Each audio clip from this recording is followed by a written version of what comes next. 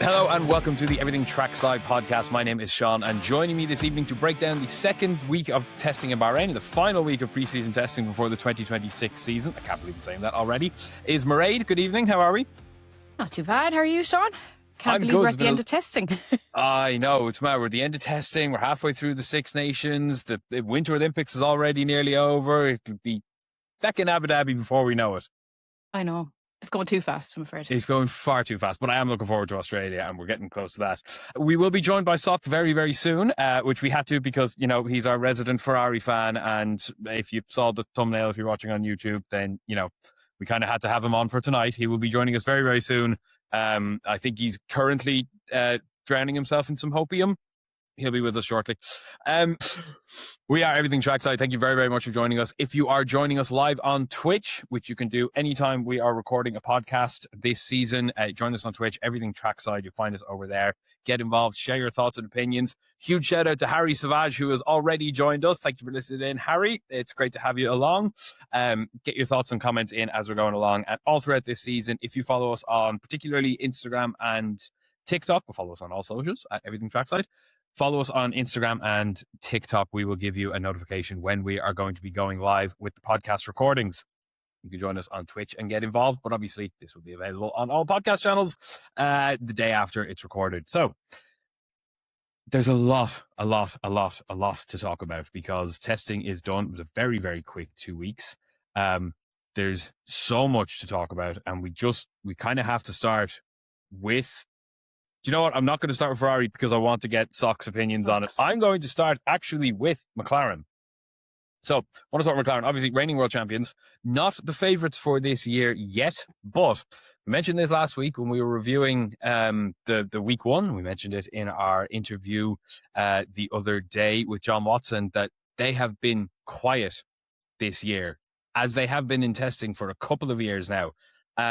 And yet they have looked really good, even down to right at the end of day 3 today in Bahrain.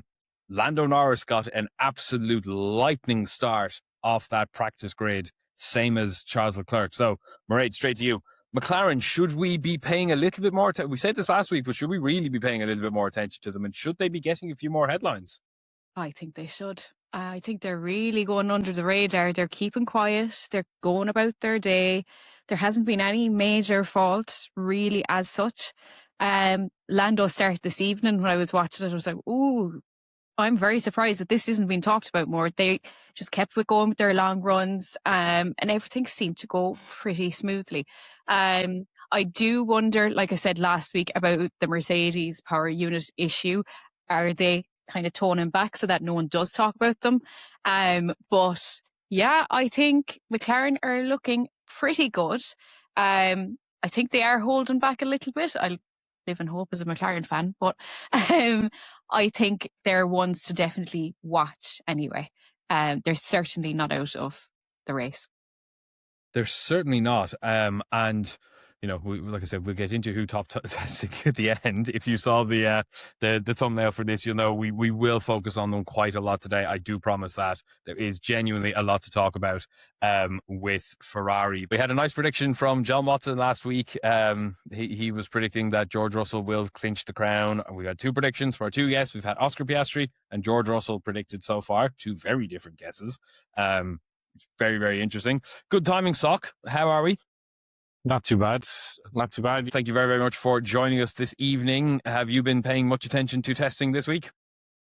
I don't know. Like, I've tried to keep an eye on what's happening. I haven't been able to watch any of the live sessions, but doing a bit of catch up in the evening, see what has happened, reading some of the news about it. So it's been interesting. There's lots of different storylines coming from it. So I'm very intrigued to see what happens over the next couple of weeks. Yeah, well, we've talked about McLaren and Mercedes briefly, but obviously we wanted to wait for you to talk about the the prancing horses because they are the talk of the test. And we were saying that you're a little bit late. They're the talk of the test this week, are they? They're the talk of the test this week. They're certainly the talk of the test this week. They weren't the top 5 team last week, Sean. They weren't a top 5 team last week, but they didn't have a ballerina rear wing last week, did they? Doing all its pirouettes. Is that your hopium you're drinking there? You were a little bit late because That you is were my hopium. devouring it Yeah, all. absolutely. Does it taste Yeah, good? yeah. Does it taste? Does it taste good? It's a little bit sweet, all right. There's definitely a lot of hopium around at the moment, and I don't hate it. So I'm going to enjoy it while I can. I don't know. I'm actually a bit more reserved this week than I think I was last week about it. I've enjoyed how Ferrari have come out over the last couple of days with some interesting bits of tech, some interesting timings on the board, but especially around the turbo and everything. Like, there's just so much to talk about when it comes to Ferrari. But what I'm probably most interested in is what Ferrari have thrown up this week in terms of just even questions that never even considered to be part of these new regs. Like these new regs change everything. The fact that starts now look like they could even be there's a battle in them. Like before, everybody just was like, all right, it's driver reactions. That's the big thing around starts. Whereas now it's like, hold on a second. Little turbo, good start. You know what I mean? It's like there's the whole way that the start setup's going to be. I'm really intrigued to see all these little mini battles that could be happening now across the various aspects of the different areas of a race and a race sure. weekend. There's a lot to unpack. And even I was listening to Anthony Davidson, as we've had a couple of people say he's the best commentator, and he gave some really, really good breakdowns. They gave a really, really good kind of turn by turn guide on, I think it was Oscar Piastri. Listen to the duration of the batteries, which we'll get into a bit of a chat on a little bit later on. I do want to talk a little bit more about Ferrari. Very first, before we do, obviously, big shout out as always to our sponsor, Slicks Magazine. Right now, as always, have our copies of issue 2 of Slicks Magazine right here. If you want yours, there's a couple of copies of issue 2 left. They are in production of issue 3 as we speak. But if you want to get your hands on issue 2, do so now. Head over to slicksmag.com. Use our code ETS10 at checkout for 10% off your order. If you're watching us live on Twitch, there's a link there right below you. If you listen to us back tomorrow, links below everywhere you're listening to this to get that. Slicksmag.com. Brilliant read. It's a heifer of a magazine. You really, really get your money's worth. It's brilliant. The production is incredible. There's some really, really fascinating stories. If you are a motorsport fan, if you're a car fan, if you're from the Top Gear era, you will absolutely love this. Slicksmag.com. Get your copy of issue 2 now, and issue 3 is coming in April, I believe. So very, very exciting. Thank you, as always, to Slicks for their sponsorship. Now then, rear wings. We have some props. So if you're watching us on YouTube, or if you're watching us live on Twitch, we have some props, because there's no better way to explain this. So I'm sorry if you're listening on audio only. You might head over to YouTube and watch this part. We'll do our best to explain it as concisely as we can. But Mairead and I have Lego Formula One cars to do our best to explain what Ferrari have done. Well, they did it for one lap, didn't they, on Thursday, and it caught the eye of everybody. This is this year's DAS system, potentially. So, Sock, right off the bat, how excited was your scream when you saw that wing turn upside down? Were you panicked, or were you super, super happy? I was actually stuck in a meeting and I just saw my phone explode, and I'm looking and going, what the hell? Like, sorry, upside down rear wings. I'm like, I don't understand. Like, then I was like 180. I'm like, hardly 180. And then I was thinking, is it 90 degrees? Is it like for braking? Is this like, like the NASA shuttle coming down, and like, what's going on? And then I finally got to get online and see what was going on, and my jaw hit the floor. That's what I thought it was as well, actually, because I compared it to the likes of, like, if you look at like a Bugatti Veyron or a McLaren Senna or something like that, their rear wings are air brakes and they flip straight vertical up to brake the car. That's what I thought it was. Obviously, it's going to have that effect, but that's not the purpose of it. It's fascinating. So, Mairead, you gave us a bit of a breakdown on the socials earlier today. You might give a little bit more insight into what they've done here, using, of course, your non-Ferrari prop. My non-Ferrari prop. Ferrari fans, I can't afford another car yet. I have my Lego Ferrari downstairs. It's in a box. I haven't put it together yet. We're going to get there someday. Anyway, so you've got your rear wing and you've got your front wing. So this year, instead of DRS, there is Active Aero. So both are opening basically at the same time. And what Ferrari have done now, Sean, you might be able to do this because I don't know if this is clear on camera. Is basically when they're going down the main straight, their whole rear wing in one piece turns a full 180 degrees. Basically, the gap here is an uninterrupted gap, and it is quite big. Compared to if you just lifted up the rear wing, you'd only get about that much lift. Whereas if you turn it 180 degrees, you've got bigger space. Now, my Lego isn't demonstrating that too perfectly because it's a 2021 era Lego McLaren, and this didn't exist then. But I'm using the McLaren because the way they designed it was a bit weird. You can actually flip the DRS all the way backwards. But that's what Ferrari are doing on their real car. This is so strange. There's an additional element to it as well, Mairead. It's not just opening the gap wider. The actual aerodynamics of that rear wing, it's adding downforce. So if you think about it, it's actually, when you flip it upside down, it's like an airplane wing. It's adding lift. So like, which to me, it was just like, I don't know if that's a good thing or a bad thing. So like, it looks great, but like, at what point, like, does the car start to leave the road? I thought that too. We're talking about speeds here that are beyond takeoff speed. Yeah. So it's fascinating. It's such an interesting invention. I heard a really, really good point. I think it was on the P1 podcast. In the era of a cost cap, and bear in mind the cost cap has actually increased this year because of the new regs. So that in mind, even still, in the era of a cost cap, nothing comes on a car ever unless it's at least a strong possibility to stay on it. Because they just, even Ferrari, they have the money to throw at it, but they are not legally allowed to because of a cost cap era. So yes, they only ran it for one lap. They caught everyone's attention. Mercedes did something similar with the DAS a couple of years ago. And it has caught everyone's attention. But interestingly, I haven't heard any talk yet that this is or is not illegal. Mairead, have you heard anything else on that? Haven't heard anything on the illegalness of it or if it's legal. It looks like it is legal, to be honest, from what I'm seeing. There are a few concerns though about safety, because you have to remember, if you're lifting up your old DRS ring, you're only bringing it back down that much. But if you're flipping it 180 degrees, you have to wait for that full 180 degrees to flip back. So there are a couple of things, like how early do they now have to like try to close the wing before they get to the corner? That's kind of what everyone's kind of talking about at the moment. But other than that, it looks to be legal at the moment. So it's very interesting, and I won't lie, it's been exciting. It certainly is. It's interesting that they've gone and done this because obviously they're part of the leading crowd of complaining about an engine which is legal being illegal. So I'm sure Toto Wolff and his Bose headphones are having a great day today. It is legal. It's a grey area. Technically legal. The Mercedes engine is legal.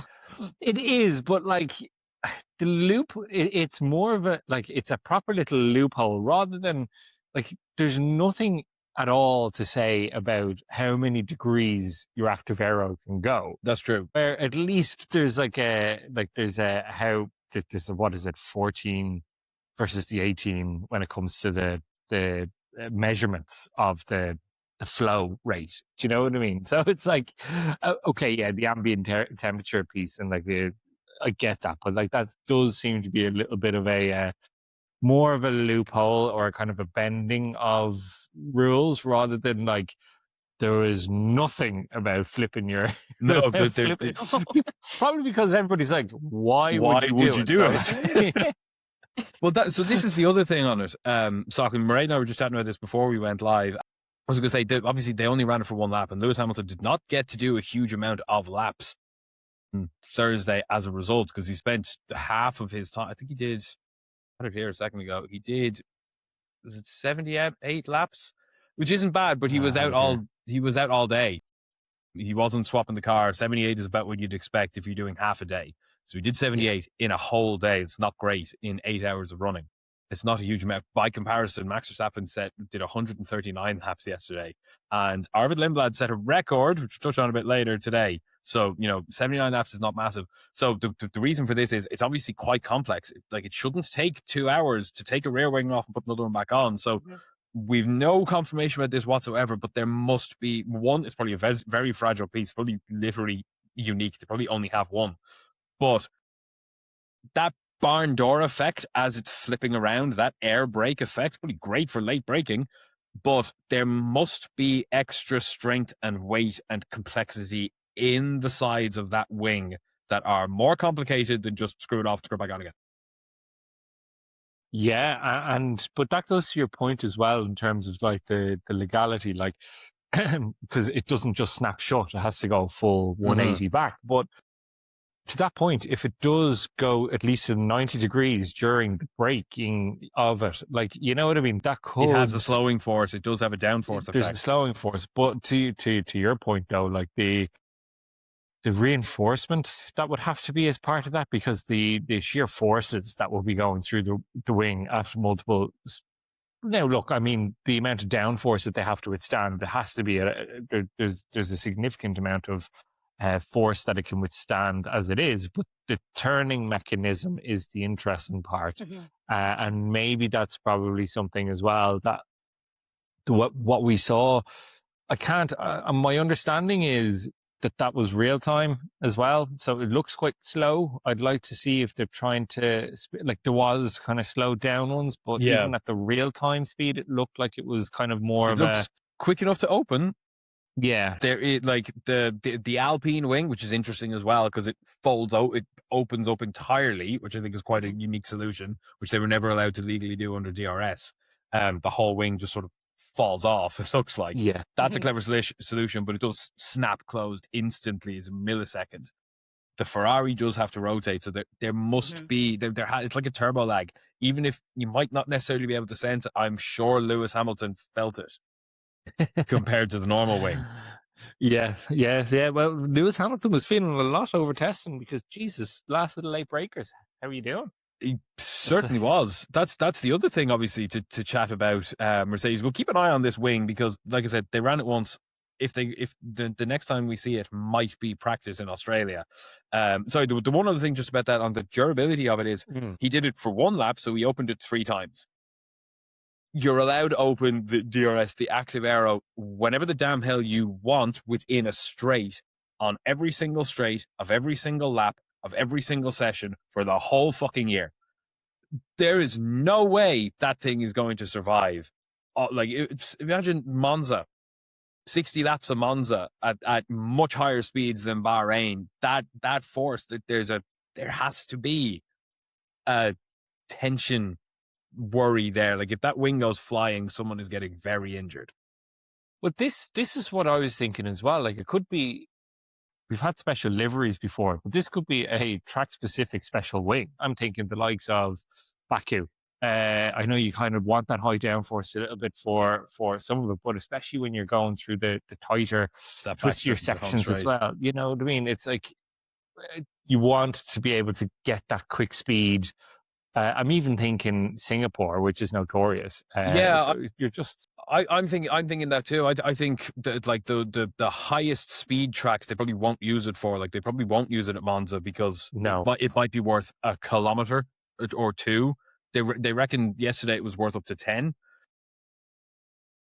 But the downforce level is sort of medium to low at Bahrain. But somewhere like Singapore is a good example, where the DRS tends to be powerful, even though the straight's not long enough, purely because the car is in hyper downforce mode. So any drag you can remove off it is going to make a big difference. And if they can gain an extra 10 on everybody else with all their wings open, that is a lot of speed. But I don't think it's going to work everywhere. And I do think we might see an accident with it. I don't know if I'd see an accident with it. I'm just having flashbacks now to 2022. Insert grayscale and montage of Charles going into the wall at what's the French Grand Prix? Yeah. Paul Ricard. Paul Ricard. Yeah, there you go. So yeah, sad music, violin, grayscale. Yeah. Probably could see an accident with it. I don't know. It'd be interesting because the other thing with the active aero piece as well is, like, my understanding is that is not going to be driver controlled. It will be automatic. It is a bit of both. The active aero. No, because you've got the overtake and but the boost mode, the which active are aero going to be driver. The active aero is manually controllable. There is an automatic element to it, particularly in the braking zones. Once you pass a point, there will be a point where at certain tracks where it will automatically close, even if you're still at full power. The DRS, there was no automatic deletion of it. Basically, it closed when you manually turn it off or hit your brake. That's still the case. But the automatedness of it is that it will close after a certain detection point at the end of the straights, I believe. But we have seen laps. I've been watching tests, and particularly this week now, because it was live.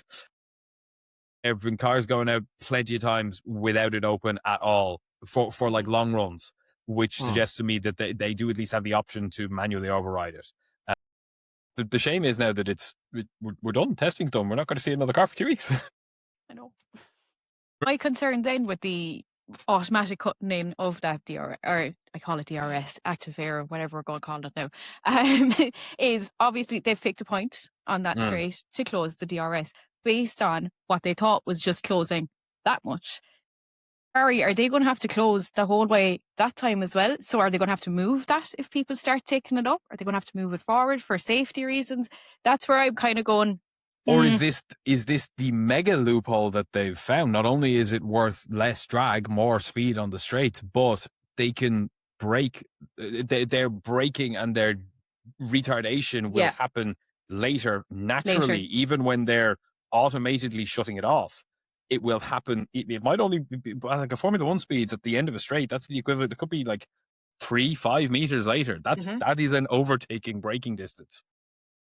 It's fascinating. Fair play to Ferrari. I love that we've been able to have this conversation because I love this is what Formula One is about, I think. I'm wondering as well, like this is probably a prototype. I'd say that's probably why you're only seeing it the first time out. I would say I could see it probably featuring in an FP1 a couple of times before we actually see it in a race. And I'd say probably the next time we see it, it might have that much quicker mechanism associated with it. I'd say they probably just wanted to see what does it actually do when it's on the car going at those speeds. even down to the fact that like Maranello would not be a place to test this. It's literally not a high speed. It's a high corner track. It's a high downforce track. It is not a top speed track at all, and it never has been. It's very tight and twisty. It's a cool track. It's very tight and twisty. But yeah, they wouldn't have got a proper demonstration of it in Maranello. And as we know from Ferrari's struggles for a long time, what happens in the wind tunnel and what happens in the driver loop simulations does not mean what happens on track. Ferrari, Mercedes, what happens in the wind tunnel stays in the wind tunnel. Yeah. It's interesting because obviously we've got Australia in a couple of weeks. Woo! 4 a.m. start, but Australia in a couple of weeks. They'll probably run it in FP1 there just to run it in FP1. But then China could be a really interesting one because there is one of the longest straights in Formula One in China. And I a don't really see interesting braking zone into turn one. I don't think we were going to see it before Saudi. I think Australia, because the other thing as well, don't forget with Ferrari is they still aren't on their full aero package. No, that's true. Like they're still not running the full car. So I would say there's probably going to be a little bit of panic in FP1 to make sure that the car that they're actually bringing works. It's like, so let's not bring in a ballerina wing on top of stuff. So yeah, it's very, very interesting from Ferrari to see how much innovation there has been. And that's kind of even like, I know we kind of touched off it, but with the likes of the turbo and stuff, I don't know whether to believe it or not. Like, were they actually that clever and saw this as an actual issue around the startup times, or have they just stumbled into this? Is this like a broken clock being right twice a day kind of a problem? Like, it's an interesting. It's a really, really interesting one. It's exactly what I wanted to ask next, actually. So thank you. Good segue. Is that yes, Fred Vasseur? I couldn't actually find the original quote, but apparently he did say this about a year ago that start procedure will be. He didn't say jumping off like the turbo was going to help, but he did say the start procedure might be a problem because the cars need to spool up the turbo. As we said on the last episode, it's hilarious that they've all bitched about the MGUH for the past 12 years and now they desperately fucking need it, don't they? It's almost like it was actually quite a good idea. But today, as we were saying at the start, uh, Lando Norris got a lightning quick jump off that practice start of about the same speed as Charles Leclerc, who got as good a start as Lewis did. Yes, obviously, this is fucking testing. I know this is testing. This doesn't matter. This is just testing. Nobody's doing anything correct at the moment, but we can only go off what we've seen so far. We all had our knickers in a twist over Lewis Hamilton jumping what would have been the equivalent of 5 places off the start yesterday. The fact is, Lando did it as well today. He got just as good a start. And you could hear from his onboard, it was a good start. There was no wheel spin. He absolutely nailed the turbo spool up. He nailed the clutch by just a perfect start by like Formula One standards. But that would suggest to me that, yes, Ferrari apparently have a smaller turbo. I don't think that's going to be a big benefit off the start.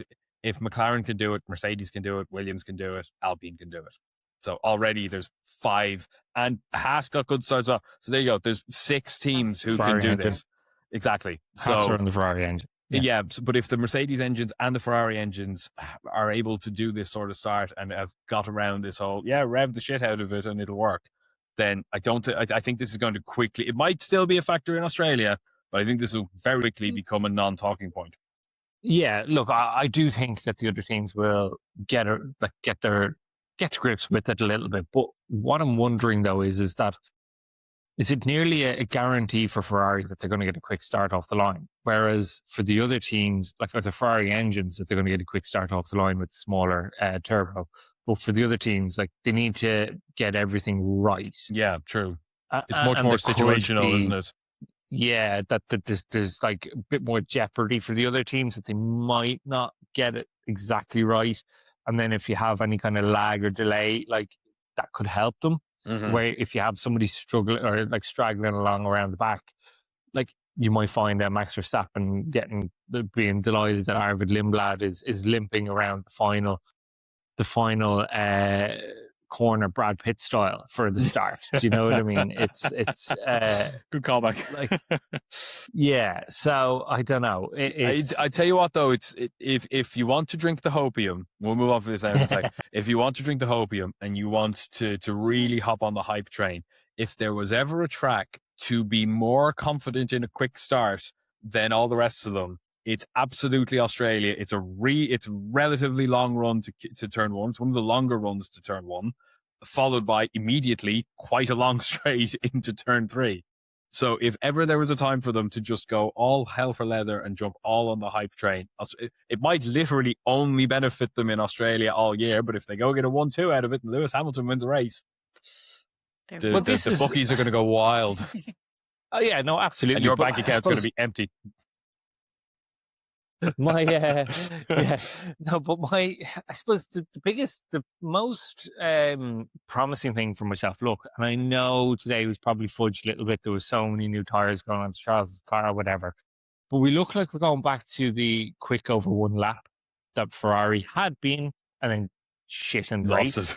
It's like, and then they were like, actually for the last year they've been good in the race, but could not get it together over a one lap. Like, it was comical how quickly it flipped. But the startup, the potentially a quick lap, like, I mean, those are big things as a Ferrari fan that I'm just like, okay, they've nailed that.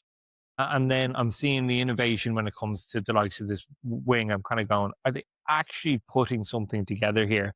You see as well, look, the whole diffuser thing, that they're looking to use the exhaust to add additional downforce and to the car as well. That you're just like, finally a bit of good news coming from Ferrari, and it's not just all headless chickens running around screaming Italian profanity. There's a little bit of an element, just to finish on them, with the fastest lap. Obviously, the fastest lap of the whole test was set this evening by Charles Leclerc, a 1:31.9. Second quickest was Kimi Antonelli, a 1:32.8. Now, doesn't mean anything at all. Someone random was, I think, Alex Albon was quickest in testing last week. 8 tenths off. So that's actually the exact point I was going to make. The last time a team in testing in a radically new formula, start of a regulation series, were 7 or 9 tenths ahead of the competition in testing, Remember Braun? Yeah, they were pretty fucking good. Yeah. They went on Yeah. to win, was it both championships? They are statistically the most successful Formula One team in the entire 76-year history of the sport. And they were Was it 8/10. 1-1? Yes, they won 100% of the championships they entered.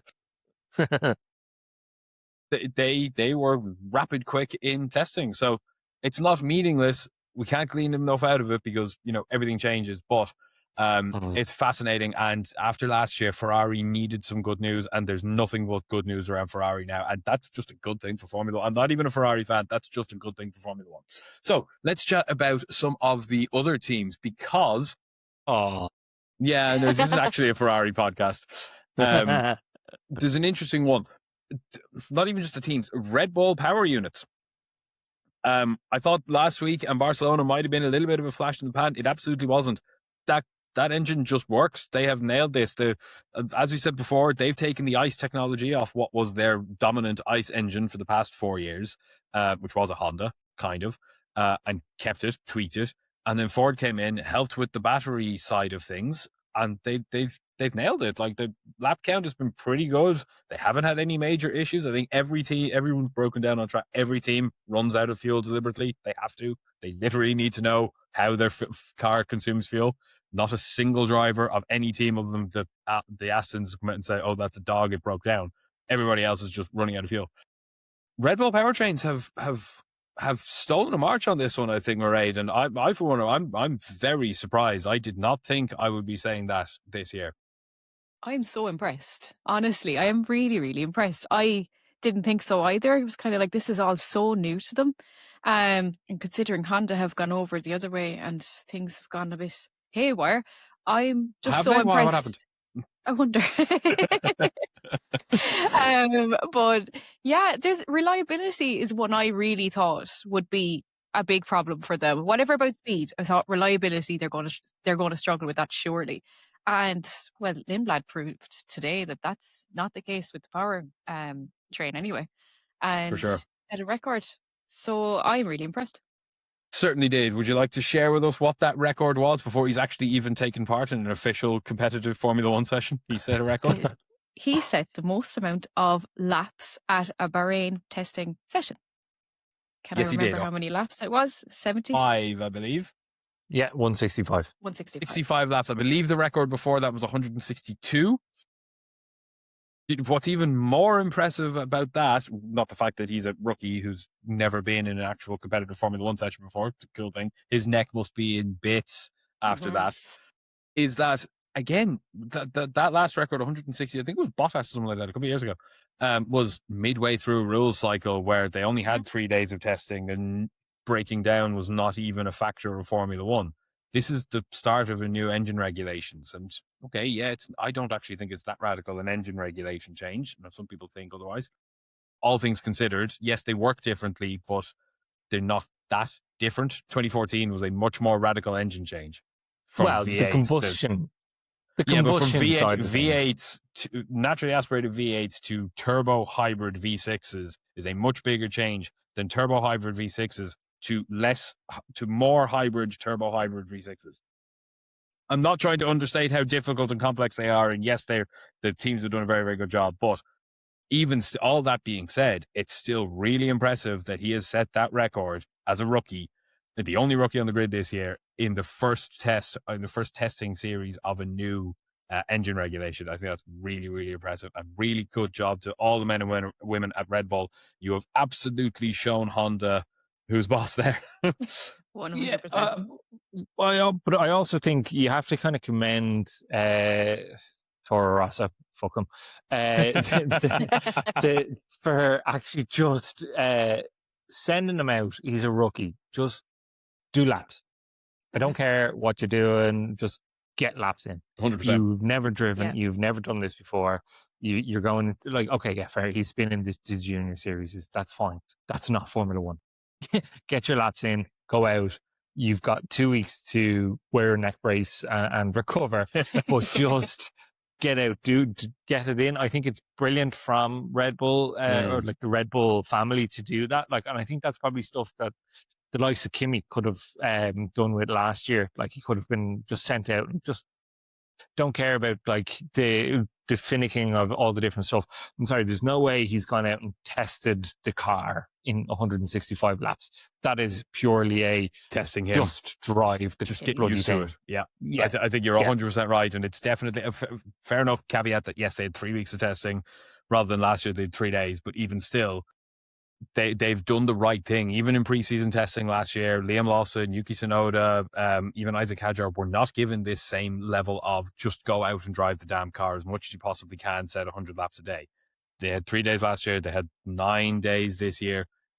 It's the intention that's different. That's very much the case. Yeah, it's a really, really good point. And it would not have happened under the old regime. I think that's probably fair to say. Under the old regime, you'd have probably said about 60 laps. But he'd have set the quickest time somehow because it's all they cared. He'd just gone for a glory run and bolted soft tires in the dark at the end. Good result for it's good to see a Red Bull and just the Red Bull powertrains. I think that's really, really impressive. The other new engine I want to talk about briefly, obviously Audi. Again, another good test for them. I haven't heard anything about them, which is good because I don't really want to look at them because that livery is atrocious. But 357 laps this week. I believe they set roughly the similar last week, and obviously they're the only ones supplying using the Audi engine, so it's not comparable in terms of like engine lap count compared to Mercedes, who've set thousands over 4 teams. But they have averaged bang on what all the other individual teams have averaged, so that engine is extremely reliable, Mairead. It's very impressive as a brand new engine manufacturer. Yeah, it is. I'm just surprised by reliability overall in testing. We were all prepared for everyone breaking down.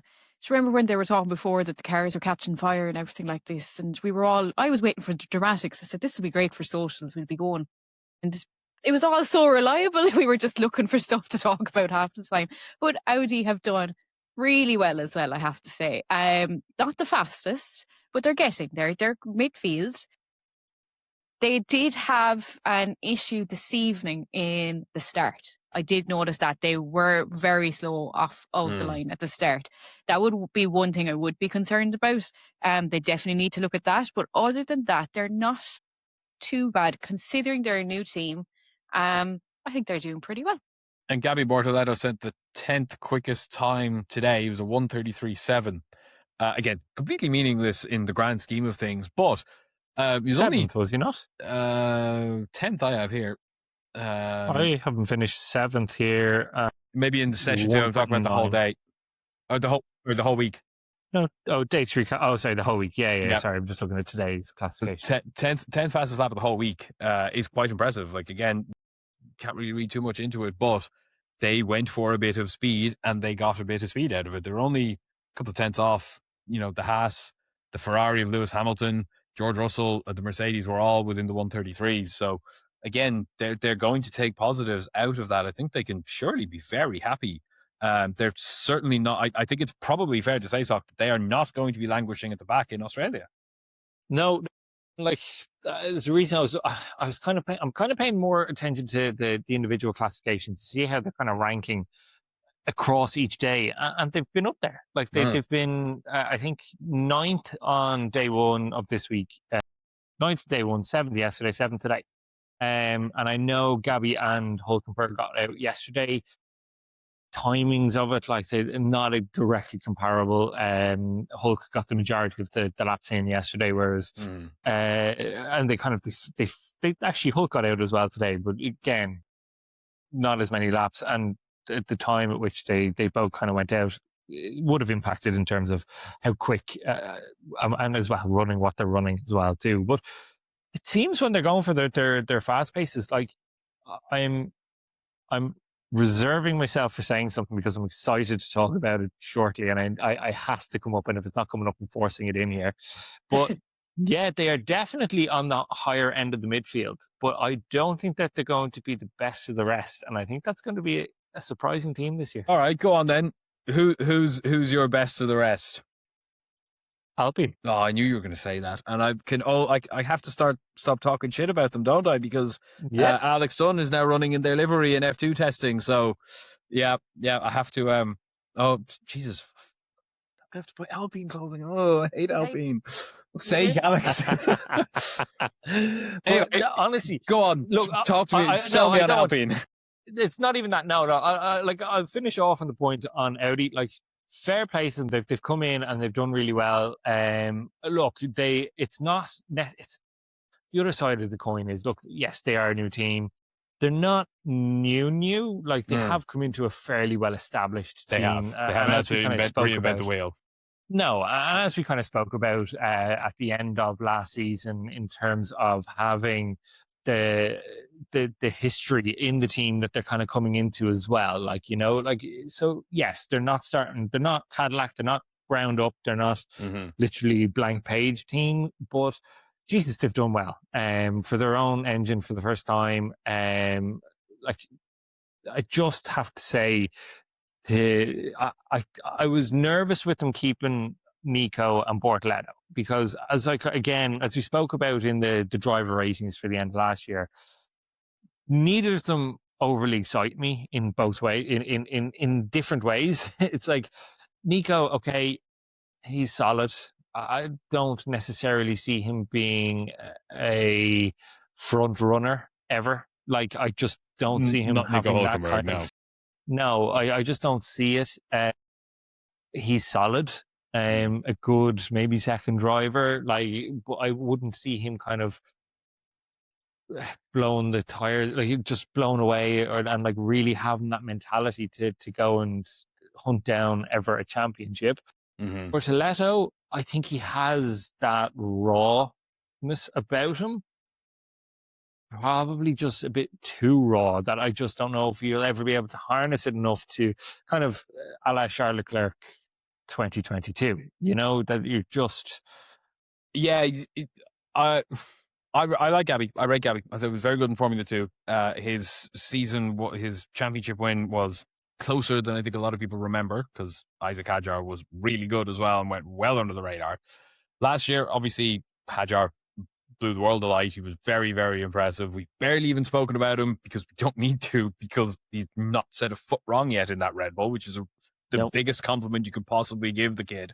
He's very impressive. But I agree with you. I think Gabby has the talent, and I think he's going to be there for a lot longer than Nico Hülkenberg is. I think it makes sense for Hulk to still be there, but I genuinely do not see him being there next year. And I think they'd be a bit mad if they don't. This year has to be the year that they kind of train Gabby to take over. But the point I was going to make was, I think they're good for this team coming in, and they're good for what they are producing at the moment. Yeah. And actually, I do think that they could be up there challenging the best of the rest. But as I've already alluded to, I just I don't know if you want me to sell you on Alpine, or do you want me to explain why I think Williams are in trouble? Sorry, Mairead. Haas could be up thereabouts, but Haas have been absolutely pounding in the mileage for all three tests. They have. It's a good mark of their car and the Ferrari reliability, but they haven't said any headline times. Again, testing doesn't really matter, but they're reliable. The Alpines have smashed them every day. Yeah. Go on then, sell me on Alpine. You're not going to sell me on Colapinto, but I'm open to be sold on Pierre Gasly. Yeah, look, I think with the Alpine, obviously they've gone into the Mercedes engine. Everybody knows what the potential pros are in relation to that. You have now they seem to have an aero package that just seems to work in the corners, down the straights. That's where I think the Williams is really struggling. It looks very sluggish in the corners.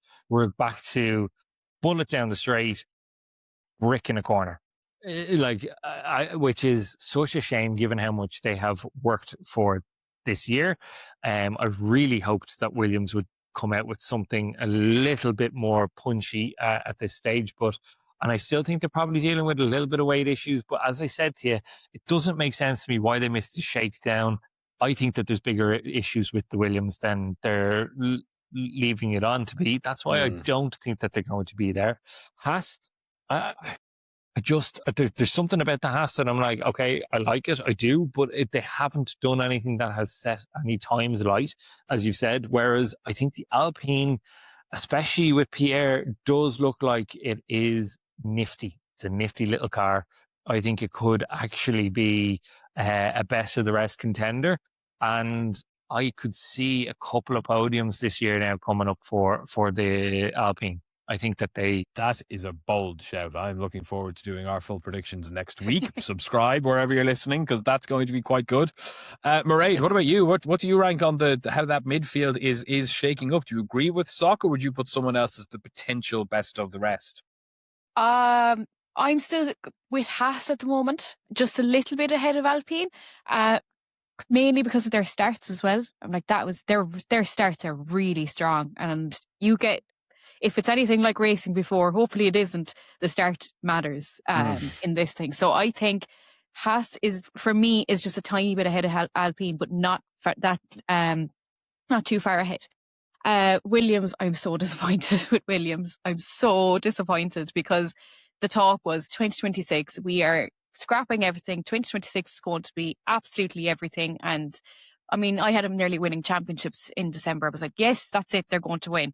But yeah, they got their laps in, though. They've recovered on mileage, particularly compared to the other team we haven't mentioned yet, and we will in a minute. Yes. So they have more than made up for, I think, missing Barcelona. But you're still not convinced. The car does look squirrely. Every time I've seen a highlight of it, it's off the track. Like, just it is. It's hard to maneuver. It's hard to manage. It looks like at the moment now, unless something dramatic changes. I expected them to be a bit ahead of the midfield, to be honest with you, especially since they were fifth last year. Like, they were looking so well, and now they're down there with that certain team at the moment, and I'm not happy. Yeah, that's perfectly fair. There is a team in between them. Yes, there is, and we should talk about them as well. The fight for the number one seat. The fight for the number two seat, drivers. You mean? Do you think they put the divided livery on it because they couldn't decide on a number one livery, just like they won't be able to decide on a number one driver? So we're obviously talking about Cadillac. Low enough mileage. The battle of the number twos. The battle of the number twos. Low enough mileage. The polar opposite to Audi. I think Audi's driver lineup, I don't rate Hülkenberg too highly, but they've got their experience and their exciting youth.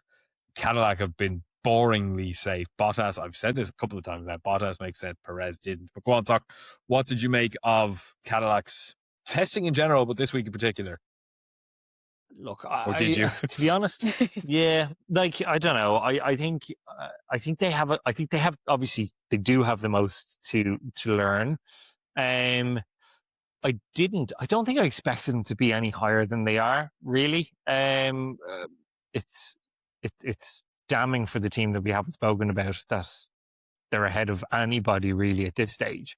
I think for them, the big letdown, I'd say, is the point that you just said there in terms of mileage. But like, I think part of that is as well just trying to get both drivers some time in the car has been somewhat leading to it.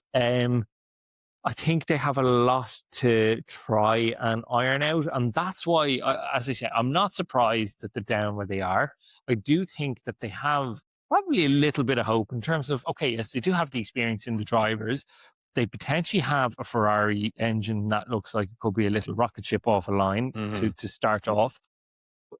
For them to go and challenge for a point, I think would be really good in the first half of the season.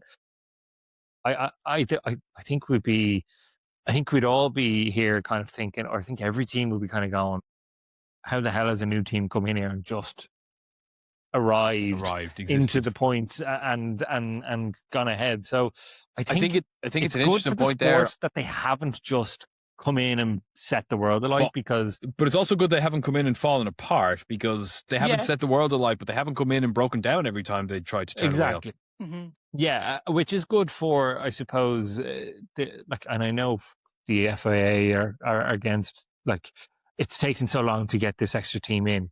Do you know what I mean? And it's failed in so many attempts. The fact that now they have finally got it in, I think one of the issues that they raised was around that reliability. You're not going to be able to come in and compete. Yeah. So it's, in that respect, to see an actual established Formula One team struggling worse than them is probably good. I wouldn't have expected them to be fighting or contending with the likes of Haas or Williams or even Audi to an extent. But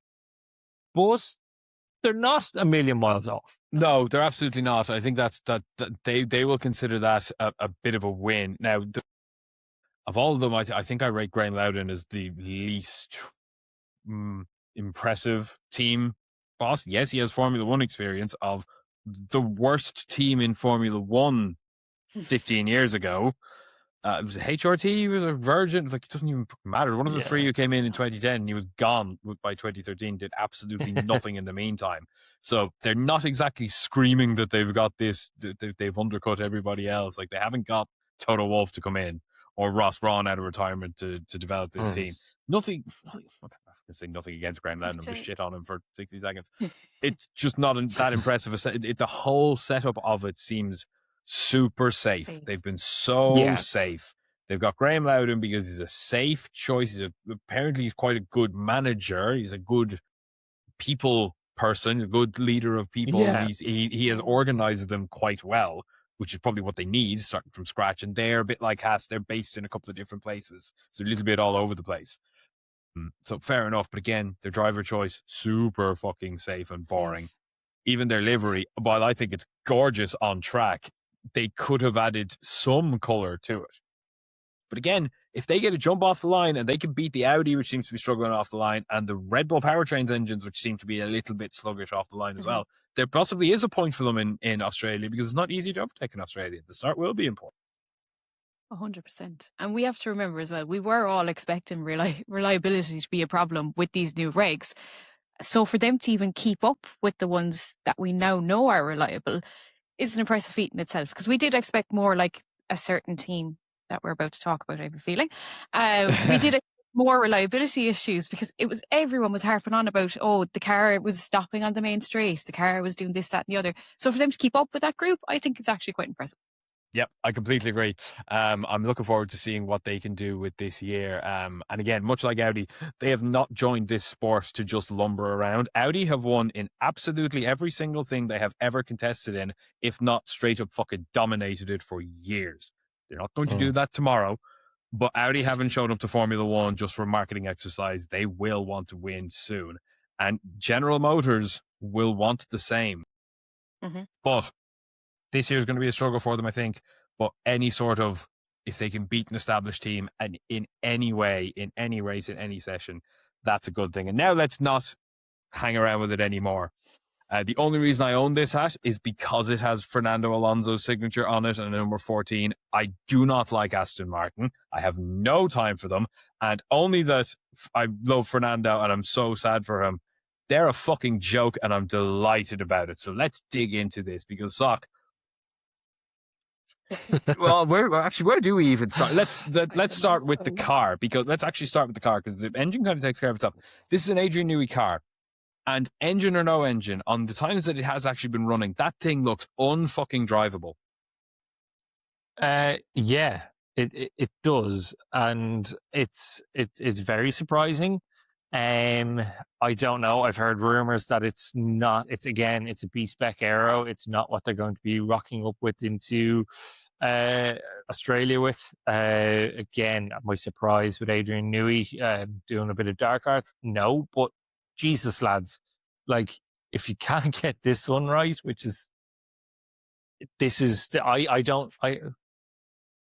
I'm worried that I've heard people say, I can't see Aston Martin finishing Australia. I'm at the stage where I can't see them starting. Like, it's genuinely, like, even if they got a car out of the garage, I don't even know if it makes it around the first lap. Like, there's so many issues with the thing. Like, the fact that we reached our target of 6 laps today. Yeah. Sorry, what? Like, no. They have spent £250 million on their factory. They've probably spent about the same amount of money on Fernando Alonso, let's be perfectly frank, and Adrian Newey as well. So they've spent the better part of $1 billion just in the past year or two to prep for this season. And again, we'll talk about the engine in a sec, because again, it just sort of talks about itself, really, doesn't it? But again, when you looked back at the last time we had Honda in the sport, at this kind of early stage, and they weren't doing very well. McLaren kept saying, "Oh, it's the engine. Our car's amazing. And our car, the engine is papering over. It's covering our car." They got rid of the Honda engine. The car was a dog because it always had been. That seems to be an even worse situation now for Aston Martin because the engine's shit, but they can't even hide it because, the car is okay through the right-hand corners. It looks crap everywhere. It's just terrible. Like, it is just terrible. And I don't buy this that Newey's going to bring something to Australia, because the sponsors is themselves even. Like, the talk of the place is how terrible Aston Martin. They're kind of a laughingstock, being completely honest, after buying Adrian Newey. And they come out with this. You wouldn't want that for Aston Martin. For your sponsors would be fuming with today. 6 laps and they're kind of happy. Not good enough. Not at all. They didn't start very well either. Even their car launch was a farce. Oh, we won't forget that one in a hurry anyway, that's for sure. It's so poor. And like we saw when it came out all black eventually in Barcelona, the suspension's attached to the wing. I've seen some overhead shots. The suspension, not just the one attached to the wing, the front suspension attaches almost to the cockpit. Like, it goes so far. They've reinvented puller pusher or whatever it is now. They're using like stretch rod or some shit like that. It looks mad. It looks like Adrian Newey has taken every drug under the sun standing in front of his easel and gone absolutely nuts. And it hasn't worked. Probably is, yeah, like there's probably something to it that, like, if there has to be. It's Adrian Newey.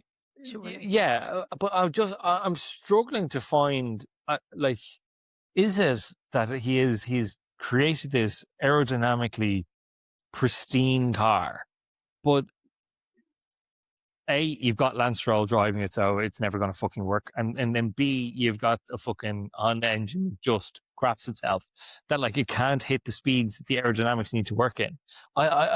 Or is it just an absolute dog shit of everything all together? Like, it would be really disappointing to find out, like, this is where Adrian Newey's legacy finishes. Like, the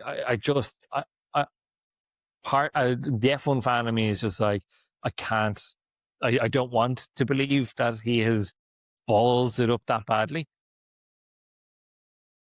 Well, and the other part of me is kind of going, it can't just be the engine at this stage. It absolutely can't be. But on the engine, because it obviously is a factor. I'm sharing here on the screen now if you're watching us live or if you're watching on YouTube.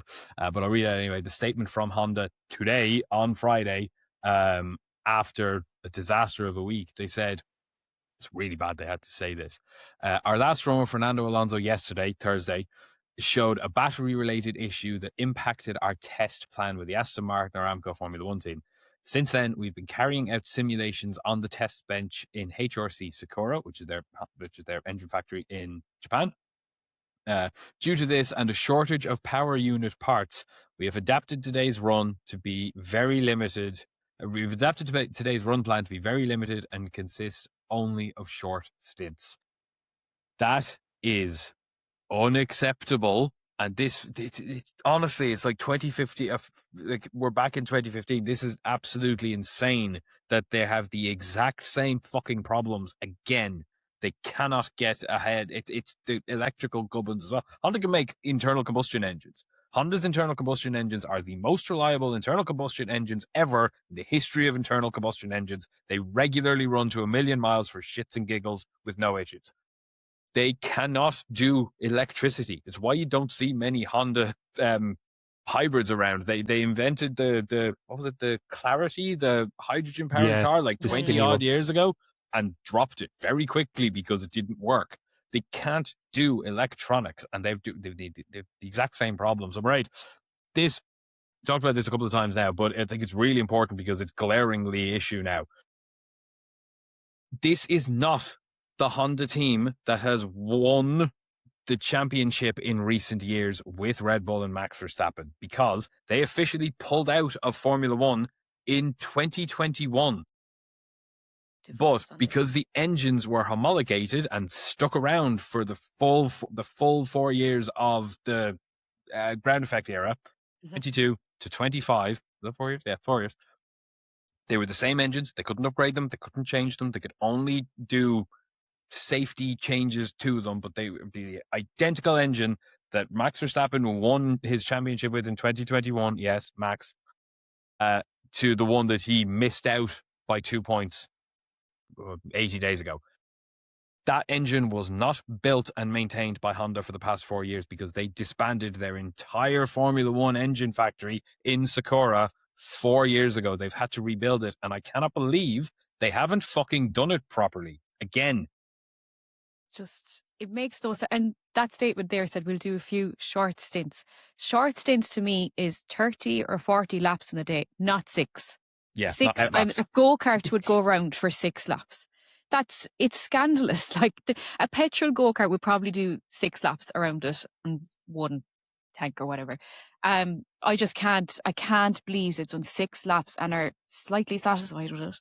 To be honest, they're like, that was our plan, but I don't know. I don't know where you even go from here with it because But I don't know. And yeah, I agree. But Sean, I get your point, right? They haven't been involved.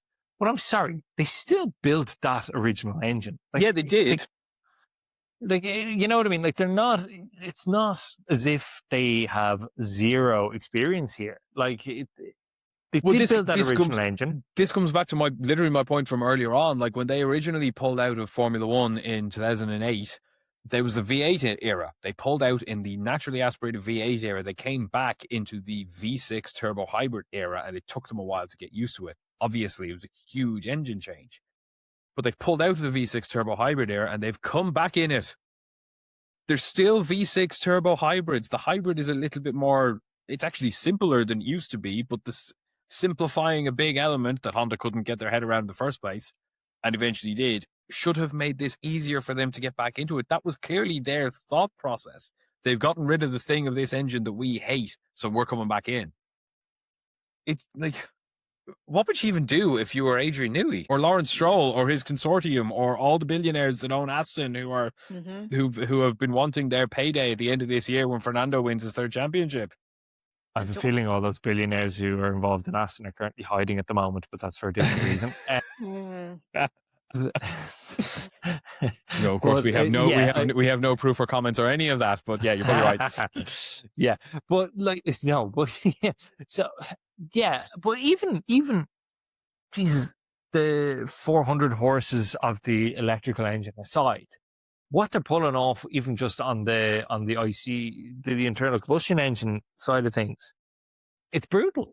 Like, even if they were to just run it without the electrical power, they should, in theory, be doing better than they are. Yep, they should. It's ridiculous. They said this week they did 128 laps in 3 days. Never mind the fact that Arvid Lindblad did 40 more than that on his own today. Mercedes engine cars, and again, okay, fair enough, there's more teams. Mercedes engines cars ran over nearly 1,600 laps this week, which is more than they did last week. And the other single car engine did more than twice the amount. Audi did more than twice the amount of laps of Honda this week with one car. There's just no way that they're anywhere other than 21st and 22nd in other than maybe a miracle lap where the car works for 90 seconds from Fernando Alonso to get him into 19th. There's no way they're not at the back of the grid, as you said, Sock, if they even get there. Yeah, genuinely would be worried that they wouldn't, that they're not even on the starting grid. There's too many issues that they have at the moment. And yes, they're saying they're going to come with a new engine, they come with a new aero package, they come with new everything effectively to basically, they may as well have not taken any part in any of the testing shakedown whatsoever. They're just going to rock up with a car and go, like, I mean, Jesus Christ, they might as well just get one of the Aston fucking MotoGP cars and stick a Formula One chassis on it and just let that go around. It would do a better job at than. I think that'll sort of do it. Did anybody else kind of catch your eye, them, Mairead, for testing? I had one thing, fuel. Everyone was Yes, talking about fuel. the fuel as to whether that works or not. I was watching it this morning, and I think it was Crofty said how much the fuel basically costs to make, and it's like extortionate money, and that these fuel companies are basically using this testing, using Formula One to come up with the basically recipe of the fuel to bring down the price for normal consumers afterwards. I was just thinking there as well, Aramco are putting their name across the side of this car in an era where these companies are going to be fighting each other basically to get that price down so that normal consumers can buy this fuel as well. So I'm just thinking this looks really bad for them as well. I think they'll be kicking up just as much as How Lawrence long Stroll until they would. how long until they spin that because they're a petrochemicals company to say, do you know what? Sustainable fuels don't work. Keep buying petrol. Yeah. It's the Yeah. fuel's fault. Well, yeah, look, there's some interesting stuff as well. Like I heard Toto's comments as well around fuel and the rumors and him addressing some of them as well too. But yeah, like there's a lot around the fuel that is still interesting and to kind of come out. But yeah, to your point, Mairead, like it totally is. Like the sponsors must be looking at them going, what are you doing? And just the fuel part of things made me kind of think, I don't know how we skipped over this, but the ruling, what do you think of the ruling? The About engines. the engine. Yeah. They said they're not changing it to the summer, didn't they? Mm-hmm. August. So there's going to the be a summer break. vote next week. Yeah. So they vote next week, and then if it's deemed that it can't continue, then the teams have till August, Mm-hmm. which, by the Win a way, on championship. the same day that they did this, the Mercedes engines looked like to be rocket ships when they basically came out with this information. So as a Mercedes engine powered team fan, are you thinking you could have the season wrapped up in the bag and done by August? I'm pretty sure I said this a couple of weeks ago. Whether it's legal or illegal, if they deem it to be illegal or if they decide to close this loophole, is probably the right way to say it, because it's not illegal. They have not. If it was illegal, they wouldn't have been allowed to do it in the first place because they all consult the FIA all through the last couple of years on what they're planning to do with the car. If it was illegal, they wouldn't have done it. Okay, so it's not illegal. It's a grey area. And the FIA basically like, you can do it, but if they all come bitching and moaning to us, we're probably going to need to change something about it. The fact is, yes, I think August is quite late, but it's the summer break. It's exactly when the summer break starts. So they have until then they basically have until after the day after the Hungarian Grand Prix. I predicted that that's exactly what was going to happen. I think what would be concerning the other teams is that if Mercedes engines are 1, 2, 3, 4, and then the rest of them are trying to pick up those points. So I get why they're frustrated, because it is really late. That if the Mercedes engines are 1, 2, 3, 4, you're not going to be able to catch up on that if that's the case. So I do get why they're frustrated with the loophole. I do think if they are going to bring it in, I know I'm a Mercedes-powered engine fan at the moment, but I do think it is quite late to be making such a change, because you can realistically win a championship before the summer break if it's all Mercedes engines and then the rest of the engines are below there. How are they going to catch up?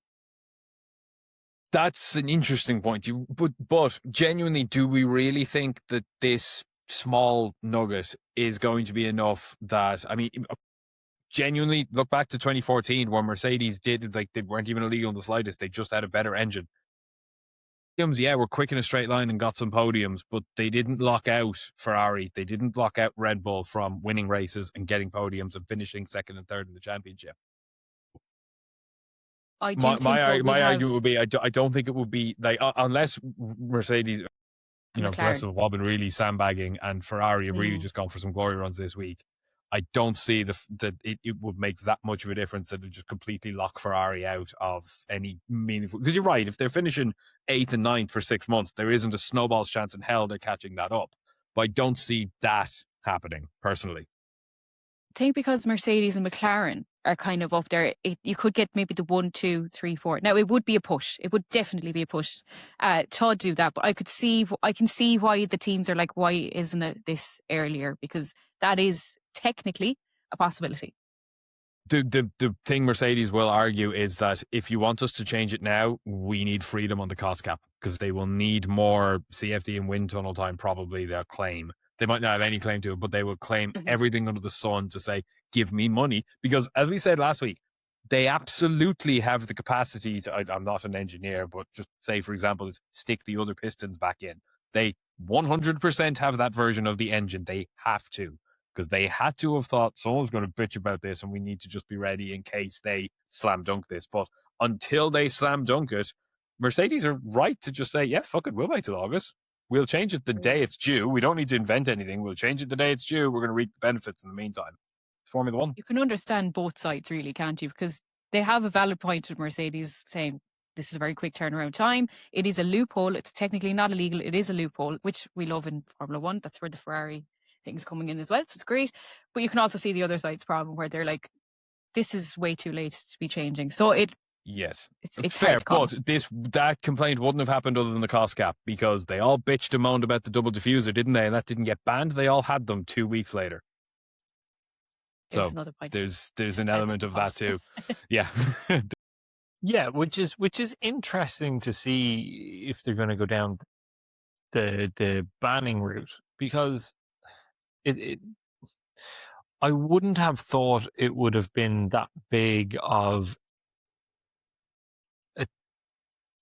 a big of a development for the other teams to bring that in themselves, and potentially even get better ratios than are currently being extrapolated by Mercedes. So you think that Ferrari engine with its split, with its tiny turbo and rapid starts, if it were allowed to pump even more power through the car? The other thing as well, genuinely, just to kind of wrap up this, a really, really good point. But do you remember last year, there was all this mad controversy over flexi wings, and it's worth half a second a lap to McLaren, and they won't win the championship without it? It was fucking wrong, wasn't it? They banned that halfway through the season and nothing changed at all. Yeah, Max got a bit closer, but the McLaren did not get any slower. McLaren got worse as a team, except Lando. McLaren got worse. They did not get slower. And it didn't stop them from winning the championship in Singapore. It didn't it didn't slow them down by the half a second that Christian Horner was a lying git. Didn't slow them down by the half a second he thought he claimed it would. So I don't see this being. I see this being like that flexi wing. They'll ban it in August. Mercedes and McLaren might run away with the first 6 months of the championship. They'll ban it in August, and they'll run away with the second half as well. I get your point, is in like, okay, the McLaren was still rapid, but there was definitely a closing of the gap between McLaren and the rest of the field, even if it might have been marginal. But there was definitely something in that flexi wing business. It wasn't half a second. But yeah, we'll never know. We'll never know.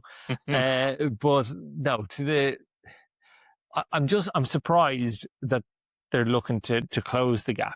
And the fact that then it'll run to August won't sit well.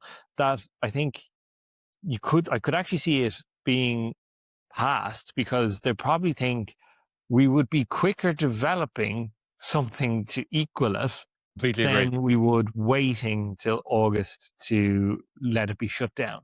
I wonder if the FIA have done that for that exact reason, because it looks better for them for this vote to not happen, or to not be this negative divide between the teams publicly. And if Jean Todt goes to Fred Vasseur and says, would you not just put it in your own car, mate? You have the time, you have the money, you could do it. Apparently it's not that complicated. You know, it's a cost cap era, yeah, but like Mercedes did it. They probably have the other version too. I'm sure you could figure it out. Go, just like catch up. Ferrari will have that by Japan, I'm sure. Audi might struggle a bit more. Red Bull apparently already have it. It's just not as powerful and as efficient as Mercedes. So I don't know what they're complaining about. Audi are probably the biggest losers there. And Honda don't even count. Audi are the biggest losers there. So I can understand why they're complaining. But like, learn. It's Formula One. Nobody's here to just hold your hand. Catch up. It's Formula One. Yeah. Pinnacle of motorsport, allegedly. Yeah, right. So I found that really interesting as part of the week, and then obviously all the Ferrari gizmos have come out and kind of distracted people from that a bit. So I do think, we still have a couple of weeks of really interesting F1 news before the start of the season. We certainly do. I'm really, really looking forward to it. Now, before we finish up, would you like to test your Formula One knowledge? Because I want to test your Formula One knowledge. But first, I want to rank it. Right. Let's start with Mairead. I would like you to rank by quality these one-season wonders. Oh no. Yeah, Okay. one-season wonders. All right, from worst to best, fifth to first.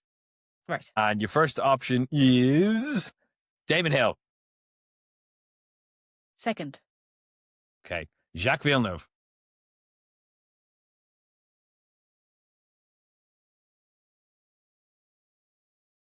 Third. Okay.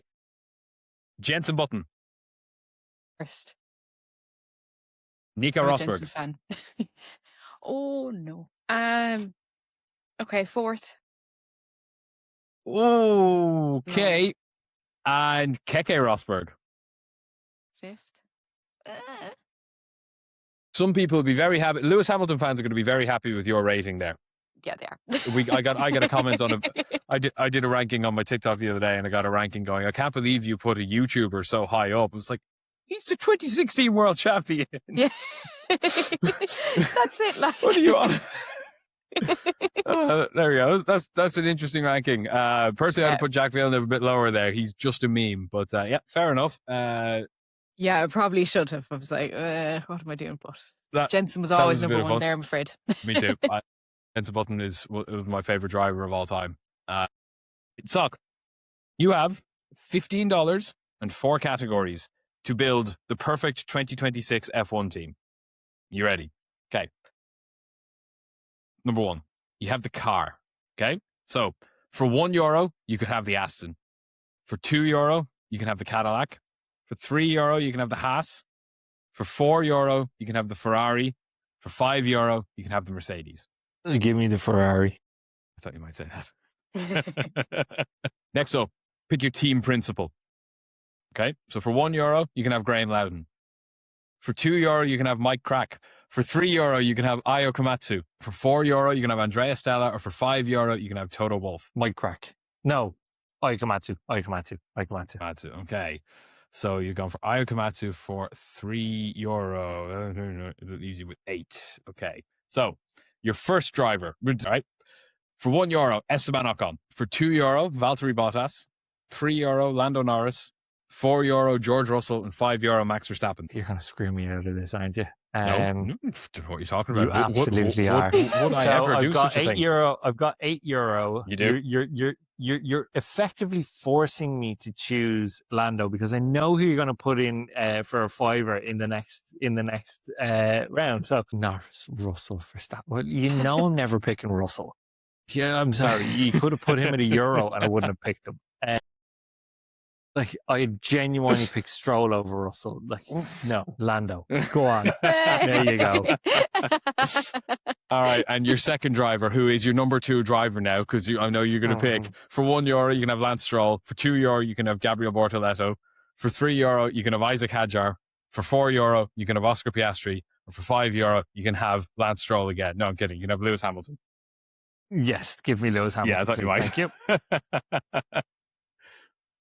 That's a pretty good team, if I'm honest. Yeah, a Ferrari chassis, Ayo Komatsu at the head, and Lando Norris and Lewis Hamilton in the car. Yeah, not a bad team. And for a little while, that driver lineup I thought could have been a possibility at some point. Mercedes, It'll never happen now, but yeah. Yeah, very good point. Yeah, that was a bit of fun. Something different, right? We're out of the ground effect era. I want to take you back to the pre-ground effect era. Right? Can you name, or how many of the 21 drivers from the 2021 season can you remember? From the 2021 season. 2021 season, last season, pre-ground effect. Okay. We're back into no ground effect now. Look back to the 2021 season. How many of the drivers can you name? Goes team by team. Best way to do it, isn't it? Go for it. Yeah. Mercedes was Hamilton and Bottas. Ferrari was Leclerc. and Carlos. No, it wasn't Carlos Sainz. It was. I think it was Carlos. Was it Carlos? Yeah, Okay. it was Carlos, yeah. McLaren was Lando and Danny Rick. Who have we next? Red Bull was. So that's what. Yeah, Red Bull. Red Bull was Max Verstappen, and 2021 was Gaz. No, it was 21 was Perez's first year. Yep, it was. Sorry. Otherwise, we would have had to name at least 3 Red Bull drivers Yeah. for 1 race. That's who we're with. Williams. So we got Williams next, or give it an The easier one? GOAT.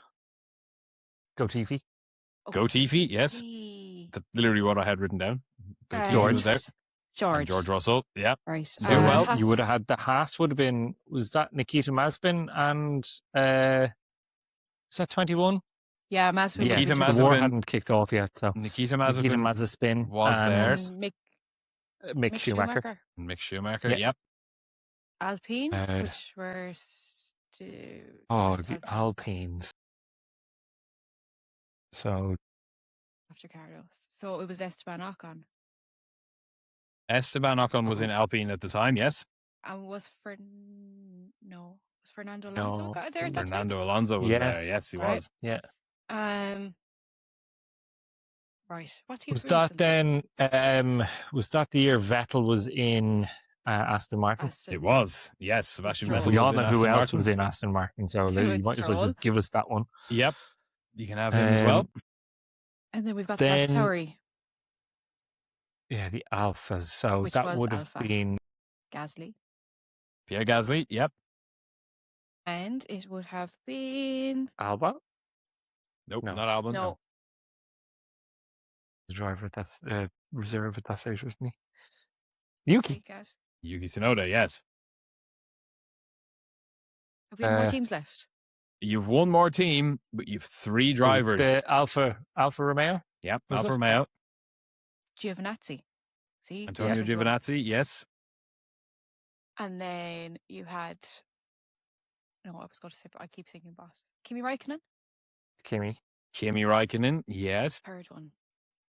Who replaced? No, I was going to say Joe Kim, but he didn't. He wasn't in at that stage. This driver drove in the Netherlands and Italy. Oh, the Formula E.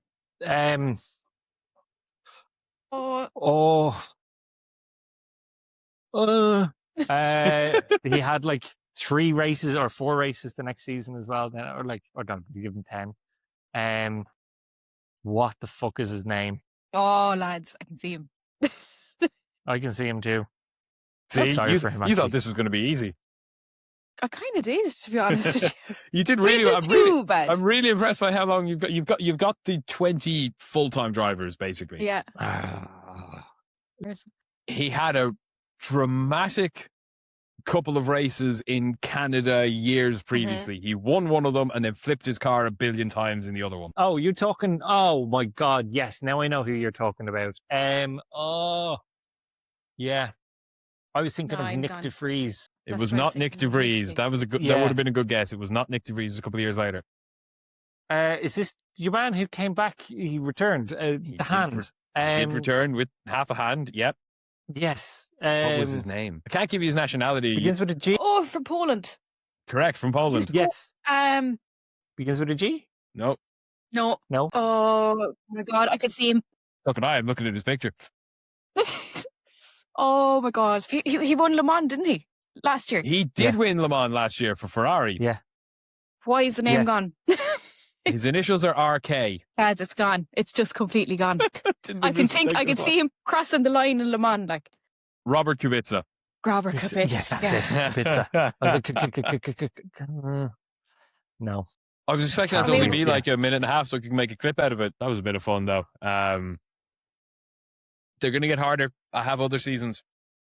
Oh, Not you're for- going to not be for doing right some now. of these, Mr. F1 Sheldon Cooper. Don't you worry about it.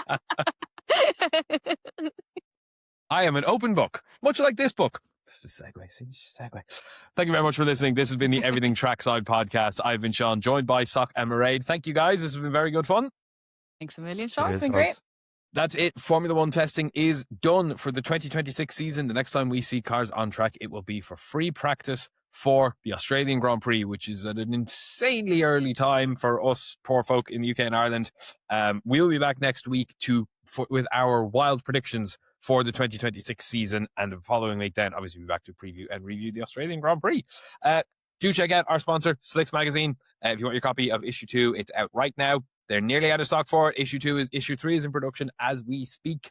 So head over to slicksmag.com. Use our code ETS10 at checkout to get your copy of Slicks Magazine issue number 2 right now. It's really, really good. I couldn't recommend it highly enough. Thank you very much for listening. We have been Everything Trackside. Follow us on all socials. Subscribe wherever you're listening. Subscribe to us. Follow us on all socials. We will be back in a couple of weeks. We'll be back next week with our preview of the whole season. Thank you very much for listening. Bye now.